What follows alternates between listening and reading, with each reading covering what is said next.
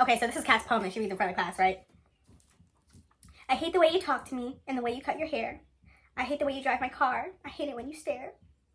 Hey besties, welcome back to my YouTube channel. My name is Zora and I make movie and TV show commentary videos every single Saturday. Last week's video was on Sylvie's Love and today I will be talking about the best teen romantic comedy to date, 10 Things I Hate About You. So don't forget to like, comment down below any suggestions you have for further content, subscribe, and turn on your post notifications so you don't miss a single upload. So 10 Things I Hate About You came out in 1999 and it is a modern retelling of Shakespeare's Taming of the Shrew.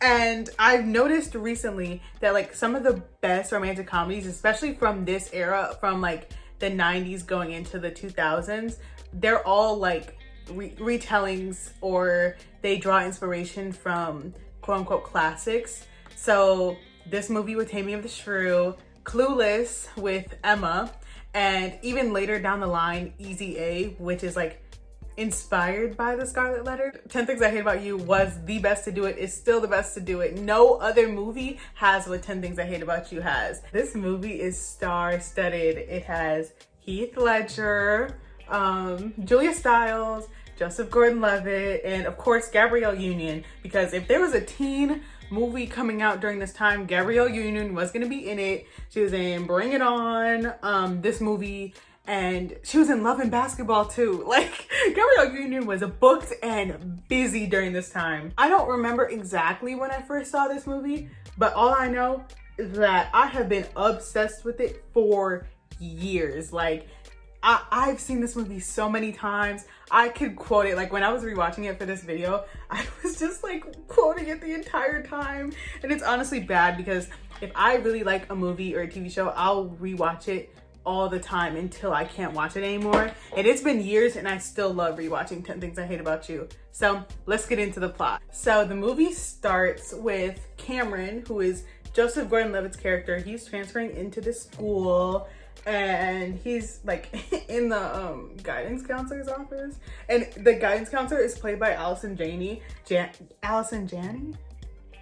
The guidance counselor is played by Allison Janney, and Allison Janney has never done a role where she was a good person.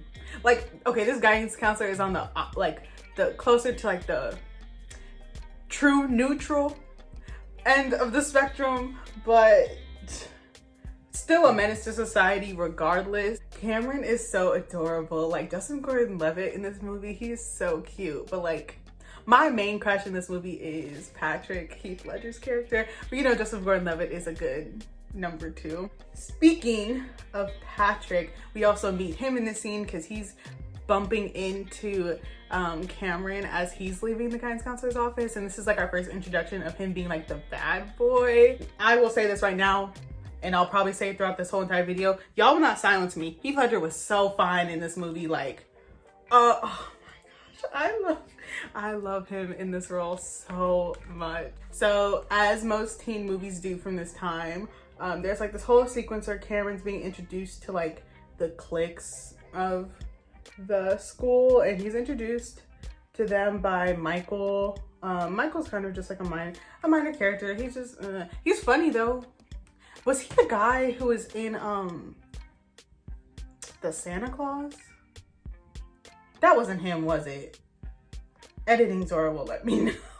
And so when he is going through these clips and stuff, he lays his eyes on Bianca Stratford, and boom, puppy love at first sight. He's like, she's the one. I need her. But the gag is that the Stratford sisters cannot date because their dad is super strict. We meet Kat Stratford, who is Bianca's older sister, and she is not like other girls. Like, that's her whole brand. She's not like other girls. She's a white girl feminist. And people at the school really just hate her. Because, okay, she's kind of annoying, but like, her teacher calls her out on it. The black teacher, he was like, it must be hard for you in all those years of middle class suburban oppression. Like, he gets on her. And I love that because, especially for a movie of this time, to like call out Kat for like still being very privileged and like being so extreme, and then to have like the black teacher be like, yeah, like boo-hoo, is really funny. So there's this dude named Joey at the school, and he's like the popular dude, and he wants to mess with Bianca just so he can say that he can, because you know she's not allowed to date and she's a virgin, and he's very much like, well, I just want to hook up with her just to say that I can and just to prove that I could. Like, he's so disgusting. Kat's subplot is that she wants to go to Sarah Lawrence, which is all the way across the country, because this movie takes place in Seattle, which I didn't know. I have seen this movie so many times and I couldn't have told you where it takes place, but it's in Seattle, and that's her little subplot. And she gets into like a mini argument with her dad, and then Bianca gets into it with her dad because she's like, I want to date and I want to date Joey. And so the dad's like, you know what? New rule. Bianca can date when Kat dates. So Cameron really likes Bianca, and he's like gonna learn French so he could be her tutor, so he can get to know her. Like, oh my God, he's so pure and so cute. And Bianca is like, she knows, she can kind of tell, well, Bianca can tell that Cameron likes her. Like, he was trying to go on a date with her to go get like French food or whatever. And so Cameron finds out about the new rule and is like, okay, I'm going to find someone to date Kat so I can take you out. And Bianca knows this, and she's like, great, excellent, because she wants to date Joey. So she's really gonna use Cameron for this, which is Joey over you know what? Not my problem, not my problem. Like, this school has so many rumors about Patrick because he is the bad boy and he's very mysterious and elusive. And so there's rumors that like he ate a live duck, everything except for the beak and the feet. There are rumors that he doesn't have a liver. Like, it's so weird, but he's like that grunge bad boy. So Cameron and Michael decide that they're going to get Patrick to take Kat out because Patrick wouldn't be scared of Kat. Like, everyone else at the school is terrified of Kat, but you know, they think that Patrick is on that same like level playing field because everyone's just like scared of Patrick too. But they need money to get him to go on dates with Kat. And so they bring in Joey and start scamming Joey, and is like, okay, well, you want to take out Bianca, so you should pay Patrick to take her out. But then they go to Patrick and say, yeah, Joey's paying you, but we're orchestrating this so that Cameron can go out with Bianca. Follow along, guys. It gets a little twisted. So Patrick agrees, and him and Kat have such a natural banter. And I don't know if I've said it on this channel before, but I love a good enemies to lovers. Like, they're not necessarily enemies, but Kat is very much like standoffish and she's not messing with it. And they're not enemies, but Kat doesn't like him, basically. Heath Ledger's smile is so contagious in this movie. Like, I have such a fat crush on Patrick. Like, it's unreal. So cuts to Bianca and Cameron spending more time together, and they're trying to figure out a way for Kat to actually agree to go out with Patrick, because so far she's just like not having any of it. And so they go through her bedroom and stuff, and they like start relaying information to Patrick about like her favorite bands and the kind of guys she likes. And Cameron and Michael like go to Patrick, and Patrick's in this bar, which is like, who let him in there? But they're like, Kat likes pretty boys. And Patrick's like, are you saying I'm not a pretty guy? And Cameron and Michael are like, yeah, I knew he was pretty. Patrick goes to this concert at Club Skunk where Kat's gonna be, and the scene where he's just like watching her have fun and actually be carefree is so cute. And I think this is the moment where Patrick actually starts to like her, because that's when she's like not like putting on a performance of trying to do everything that people don't expect her to do. And it's really cute because this is the moment he really starts to like her. And then like one of my favorite parts is when Kat and Patrick are talking, and he's like, I saw you out there earlier and I've never seen you look so sexy. And like the music like dies down, and so everyone hears him say it, and it's so cute.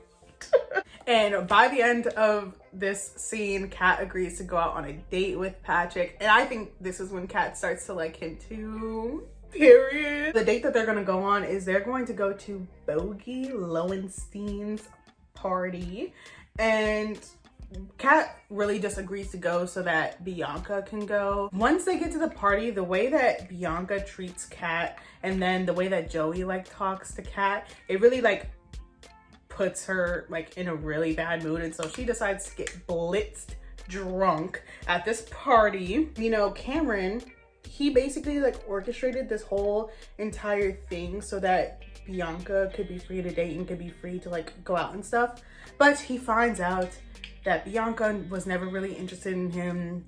She was only really using Cameron so that she could date Joey, and so Cameron's like heartbroken. And so Kat, in her drunk state, she starts dancing to Big Papa on this table, and Miss Girl can't dance. Like, I love Julia Stiles, I love Kat Shatford, but she cannot dance. And I'm starting to remember Save the Last Dance, and that's also just a terrifying memory, so I'm gonna have to move on. And she ends up hitting her head on the ceiling fan or chandelier or whatever, and so she's kind of like concussed now. Here goes Patrick being the cutest guy in the world, and he starts taking care of Kat when she's drunk, and he gives this like really nice like pep speech to Cameron, because Cameron's like, you know what, the deal is off.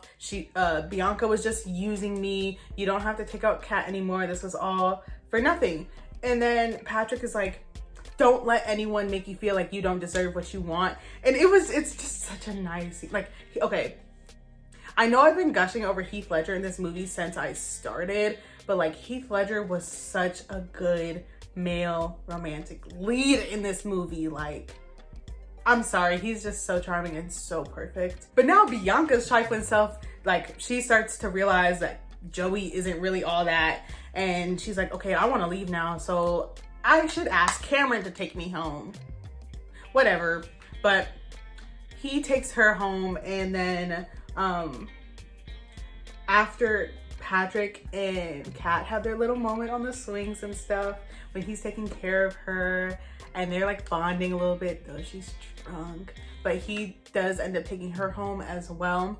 And so I'm gonna start with Patrick and Kat's experience going home, because that's what really matters. So when Patrick and Kat are on their way home and stuff, they're really starting to develop like a relationship, not even just like a romantic relationship, but also like a friendship, because they understand each other on a whole other level. Like, they're the only two people who've actually tried to get to know one another, so it's really sweet. And then Kat decides to try to kiss Patrick, but Patrick doesn't let her because she's drunk and she wouldn't even remember it. And you know what? Bare minimum behavior, but I'm not gonna applaud a fish for swimming, but that was very good on Patrick's part.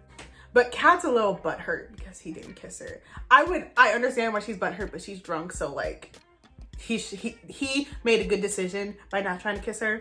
But now we cut to Cameron and Bianca. And like, this is when Cameron actually like lays into Bianca and is like, have you always been this selfish? Like, I was really trying to do this for you, and you knew I liked you, and you just used me so you can go out with Joey, and Joey doesn't actually like you, but I do.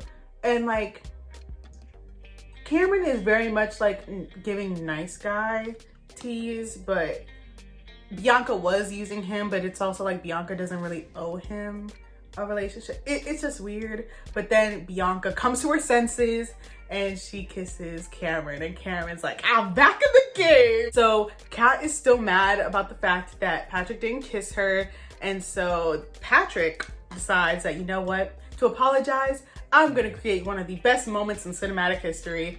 He does the can't take my eyes off of you sequence, and he performs it, and he gets the band involved, and he gets audio people involved, and I love this scene. He serenades her with Can't Take My Eyes Off of You, and because of this scene, that's one of my favorite songs of all time. Like, Patrick really raised the bar to such an unachievable level that like no one is doing it like Patrick. Like, I was still waiting to be serenaded with Can't Take My Eyes Off of You. You know, I'll wait as long as I have to, because I deserve nothing less, and neither do y'all. So Patrick gets detention for doing this. So Kat is won over by this performance, and she decides to break Patrick out of detention.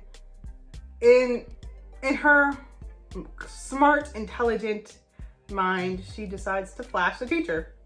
Had it have been me, I wouldn't have done that, but you know, it worked, so good on her.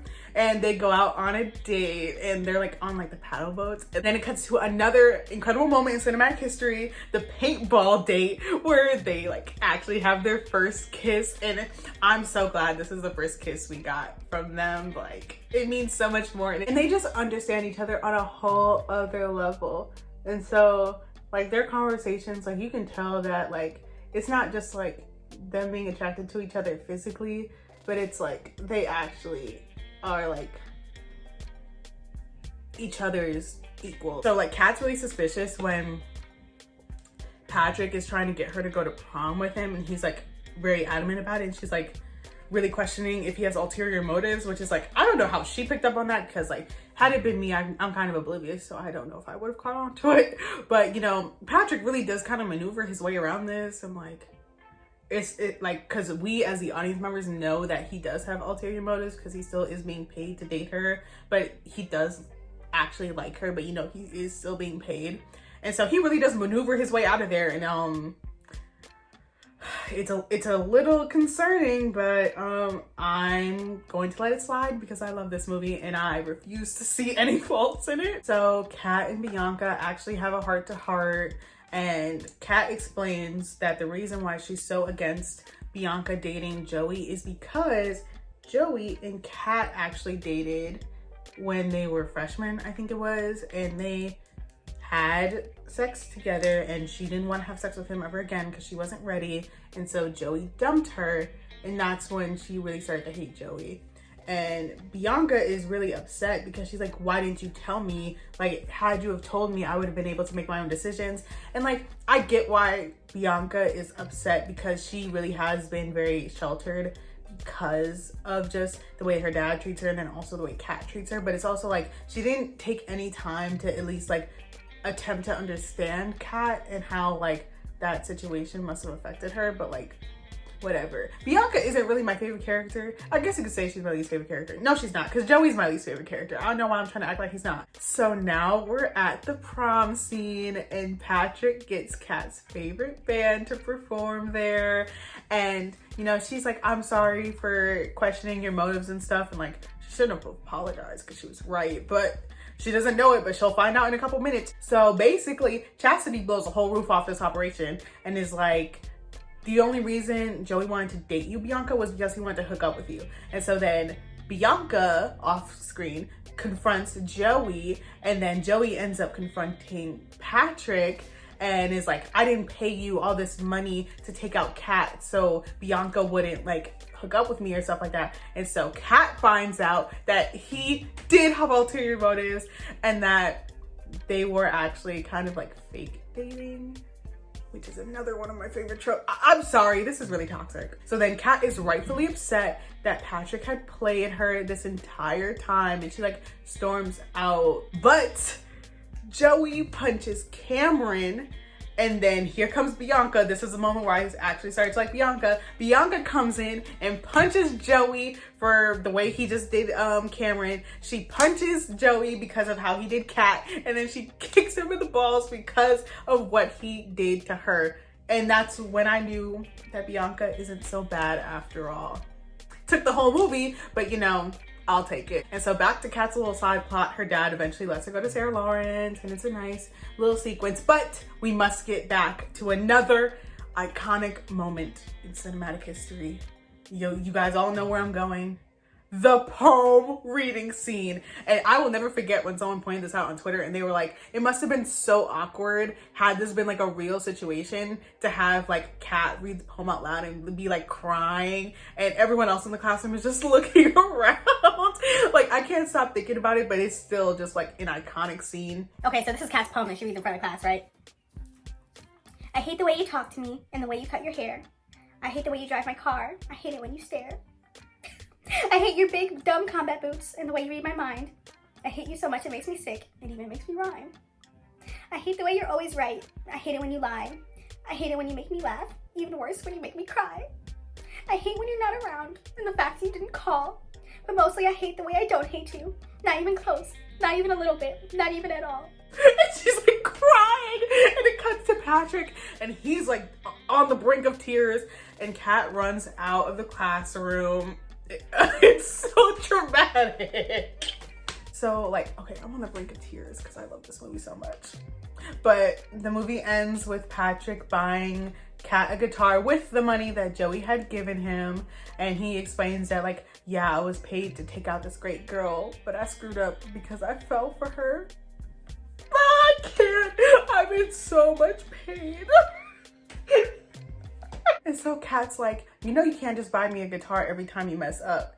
And then Patrick's like, I know, but there's always the bass and the drums and maybe one day even a tambourine. They're so cute. And you know, they date happily ever after. In my head, they didn't break up.